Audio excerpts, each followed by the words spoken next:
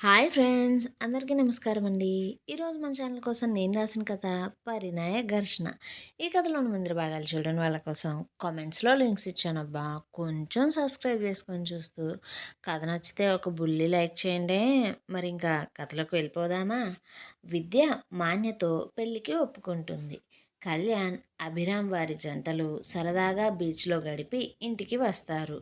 గుడిలో ఎదురుగా ఉన్న వాసంతిని చూస్తూ మాన్య ఆమెకు పదే పదే ఫోన్ చేస్తూ ఆమె ఎత్తినా మాట్లాడకుండా విసిగిస్తుంటే వాసంతి చిరాగ్గా ఫోన్ స్విచ్ ఆఫ్ చేసి తన పని తాను చేసుకుంటుంది. అది గమనించిన మాన్య కోపంగా, వీళ్ళు తెలిసి చేస్తారో తెలియక చేస్తారో లేకని ప్రతిసారి నన్ను రెచ్చగొట్టే పనులే చేస్తారు అనుకుంటూ ఆమె వాలంటరీగా అన్నదాన కార్యక్రమాల్లో సాయం చేయడం కోసం గడిచిన 4 రోజుల నుండి వస్తుంది కాబట్టి మాన్యను ఎలాంటి చెక్కింగ్స్ లేకుండా గుడివారు అన్నదాన సత్రంలోకి వెళ్ళనిచ్చారు.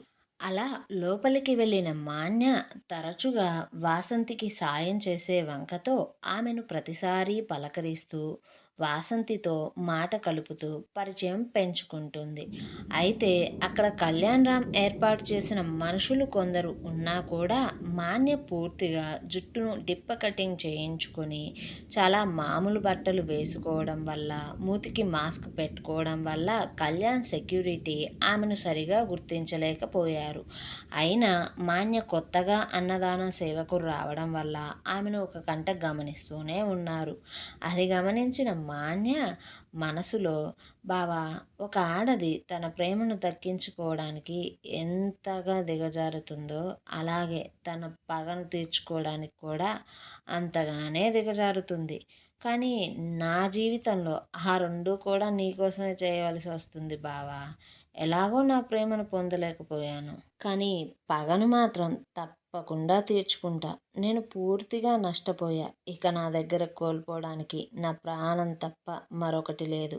ఆ ప్రాణాన్ని పణంగా పెట్టైనా సరే నీ ప్రాణానికి ప్రాణమైన పునర్విని నీకు దూరం చేస్తా అనుకుంటూ తనకు తానే ప్రామిస్ చేసుకుంటూ వాసంతికి పనిలో సాయం చేస్తూ ఉంది. వాసంతి ఎక్కడైతే ఫోన్ స్విచ్ ఆఫ్ చేసి పెట్టిందో అక్కడే మాన్య కూడా తన ఫోన్ని పెట్టింది. అయితే మాన్య తన ఫోన్ స్క్రీన్ మీద కళ్యాణ్తో బెడ్ మీద ఉన్న ఫోటోని వాల్పేపర్గా పెట్టింది. విద్య పని మనిషితో పునర్వికి, ఆనంద్కి ఫుడ్ ప్రిపేర్ చేయిస్తుంది. అయితే అప్పుడే కిచెన్కి వచ్చిన పునర్వి, విద్య, నేను ఆనంది ఈరోజు ఆఫీస్కి క్యారేజ్ తీసుకుని పోతున్నాము, అందుకే భోజనాలు అక్కడ చేస్తాం. నువ్వు, యతిన్, మదన్ మా కోసం ఎదురు చూడకుండా ఇంట్లోనే తినేసేయండి అంటూ ఆమెకు చెప్పి పని మనిషి వైపు చూస్తూ క్యారేజ్ సర్ది పిలువు, అంతలో నేను ఫ్రూట్స్ని కట్ చేసి ప్యాక్ చేస్తా అంటూ వెళ్ళిపోయింది. దాంతో పని మనిషి వంట పని పూర్తి చేసుకుని క్యారేజ్ సర్ది పెట్టి ఆ లంచ్ బాక్స్ని పునర్వి దగ్గరకు తీసుకుని వెళ్ళగా పునర్వి పని మనిషితో, ఆనంది రెడీ అయిందో లేదో చూడు, కిందికి రమ్మని పిలువు అంటూ చెప్పి ఫ్రూట్స్ని ప్యాక్ చేసి కళ్యాణ్కి ఫోన్ చేసి మాట్లాడుతుంది.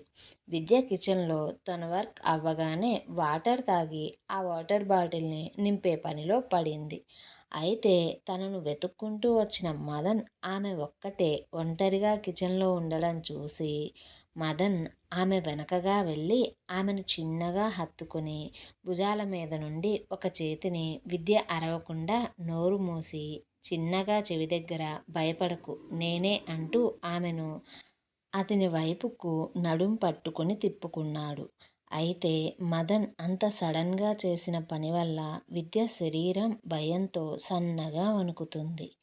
అది చూసిన మదన్ ముసిముసిగా నవ్వుకుంటూ, ఎందుకు అంతలా భయపడుతున్నావు? నేను కాకపోతే ఎవరు నిన్నిలా పట్టుకుంటారు అంటూ ఆమె 2 చేతి వేళ్లను తన చేతి వేళ్లతో బంధించి మదన్ విద్యను ఒక్కసారిగా తన మీదకు లాక్కోగా విద్య మదన్ చెస్ట్కి బలంగా తగలగా ఆమె పెదవులు మదన్ గడ్డాన్ని సుతిమెత్తగా ముద్దాడాయి. దాంతో మదన్ విద్యను తదేకంగా చూస్తూ ఆమె పుట్టుమచ్చను చిన్నగా కిస్ చేసి విద్యను అక్కడే ఉన్న కిచెన్ ప్లాట్ఫామ్ మీద ఆమె నడుం పట్టుకొని కూర్చోబెట్టి మదన్ ఆమె మెడవంపులలో ముద్దు పెట్టడం మొదలుపెట్టాడు. మదన్ ఎప్పుడైతే అలా అల్లరి చేయడం మొదలుపెట్టాడో విద్య అతని అల్లరి పనులకు ఆమె తనను తాను పూర్తిగా కోల్పోయింది. ఆమెకే తెలియకుండా ఆమె తన చేతిని మదన్ జుట్టులోకి పోనివ్వగా మరొక చేతిని మదన్ చేతి వేళ్లతో లాక్ చేసింది. ఆ సీన్ 'కొత్త బంగారు లోకం' సినిమాలో సీన్లా అనిపించింది. అలా ఇద్దరూ ప్రపంచాన్నే మరచి ప్రేమించుకునే పనిలో పడితే అప్పుడే తన గది నుండి రెడీ అయి వస్తున్న ఆనంది లంచ్ క్యారేజ్ తీసుకునేకి కిచెన్‌కి వెళ్ళబోగా ఆమెకు మదన్ విద్య ప్రేమించుకోవడం కనిపించింది. దాంతో ఆమె ఒక్కసారిగా వెనక్కు తిరిగి తల కొట్టుకుంటూ ఛీ! దీనమ్మ జీవితం. జీవితంలో ఇలాంటి సీన్‌లన్నీ నాకు తప్ప మరొకరికి కనిపించవా?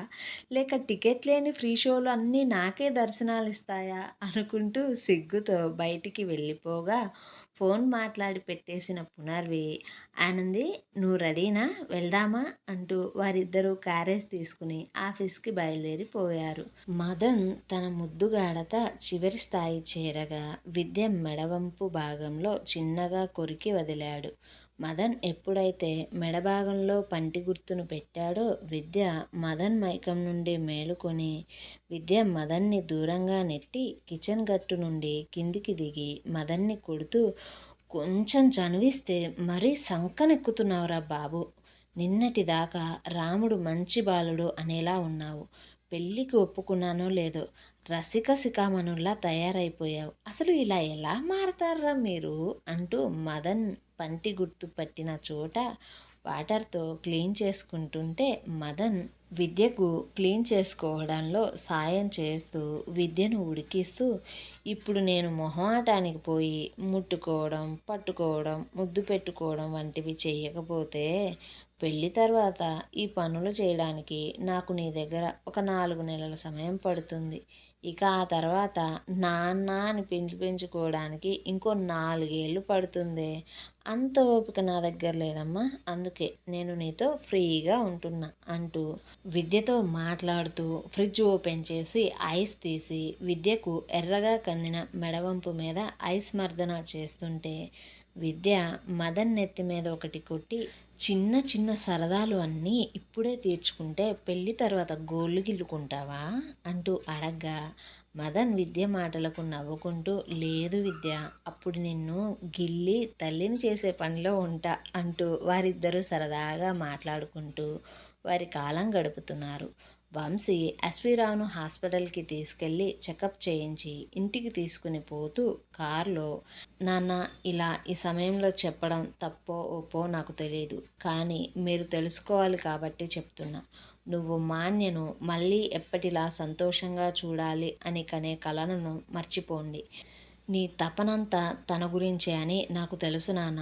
అందుకే నువ్వు ఇంకా తన గురించి ఆలోచించడం తగ్గించే నాన్న. తన ప్రాణాలతో ఉండడమే చాలా కష్టం. అలాంటి దుర్మార్గమైన పనులను చేస్తుంది తను. తనను ఇష్టపడుతున్న ప్రతి ఒక్కరిని అది బాధ పెడుతూనే ఉంది. దాన్ని కాపాడడానికి నేను చేయవలసిన అన్ని పనులు చేస్తున్నా నాన్న. అది కూడా కేవలం మీకోసం మాత్రమే. ప్లీజ్ మీరు ఇలా దిగులు పడుతూ ఆరోగ్యాన్ని పాడు చేసుకోకండి. ఇక నేను ఏమీ చేయలేను అంటూ చెప్పి అతను ఇంట్లో వదిలిపెట్టి ఆఫీస్కి వెళ్ళిపోయాడు. భోజనాలతో ఆఫీస్కి వెళ్ళిన ఆనంది, పునర్వి కళ్యాణ్ రామ్ రూమ్ చేరగా కళ్యాణ్ రామ్, అభిరామ్లు చాలా బిజీగా వర్క్ చేసుకుంటూ ఉన్నారు.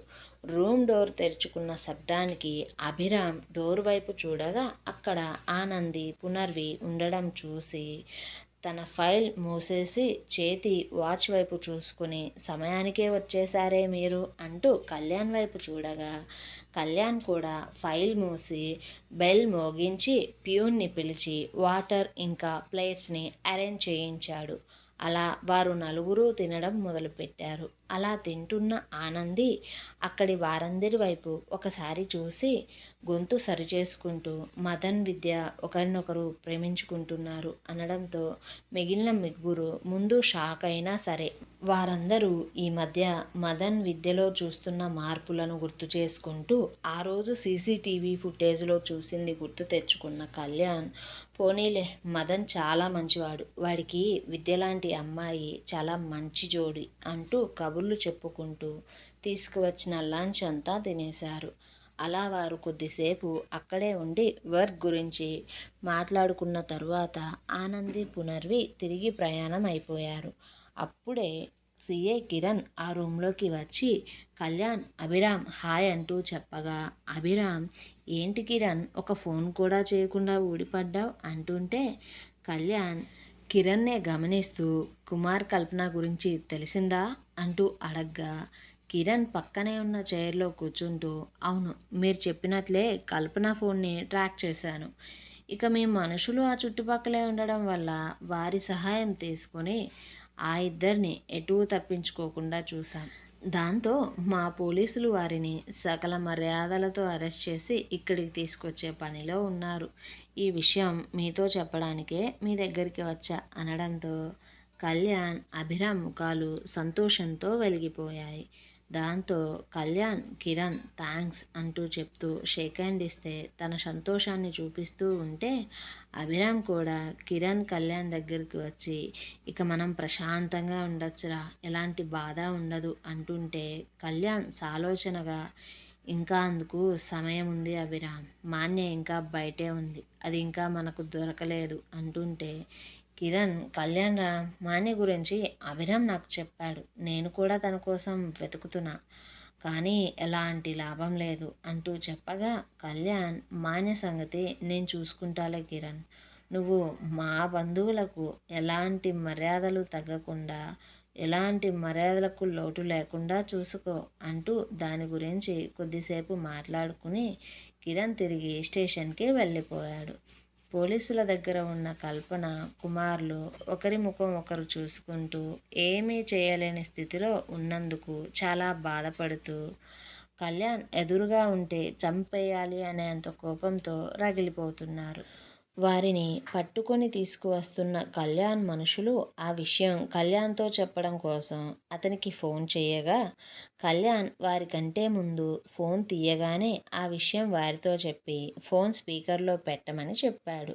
వారు ఫోన్ స్పీకర్ ఆన్ చేయగానే కళ్యాణ్ చిన్నపాటి నవ్వుతో, మీరు చేసిన పనులకు నేను తప్పకుండా నా ప్రతీకారం తీర్చుకుంటా, మీరు జైల్లో ఉన్నా సరే మీకు నా మర్యాదలు అస్సలు తగ్గవు, దాని విషయంలో మీరు అస్సలు బాధపడద్దు అంటూ చెప్పి ఫోన్ పెట్టేయగా, ఆ మాటలు విన్న తల్లి కొడుకుల వెన్నులో వణుకు పుట్టింది. కళ్యాణ్ ఏం చేస్తాడో అనే భయంతో వారి శరీరం అంతా చెమటలు పట్టడం మొదలయ్యింది. అలా ఇంకొక 2-3 రోజులు గడిచిపోయాయి. కుమార్, కల్పనను పోలీసులు కోర్టులో హాజరుపరచగా, కల్పన, కుమార్లు ప్రసాద్తో చేసిన నేరాలకు కూడా కళ్యాణ్ సాక్ష్యాలను సేకరించాడు. ఏమండోయ్, మరిప్పుడు కథలో తరువాత ఏం జరగబోతుందో తెలుసుకోవాలంటే మన ఛానల్ని సబ్స్క్రైబ్ చేయండి అబ్బా, ఈ వీడియోని లైక్ చేయండి అబ్బా, కథ ఎలా ఉందో ఒక చిన్న కామెంట్ కూడా చేయొచ్చు కదండబ్బా.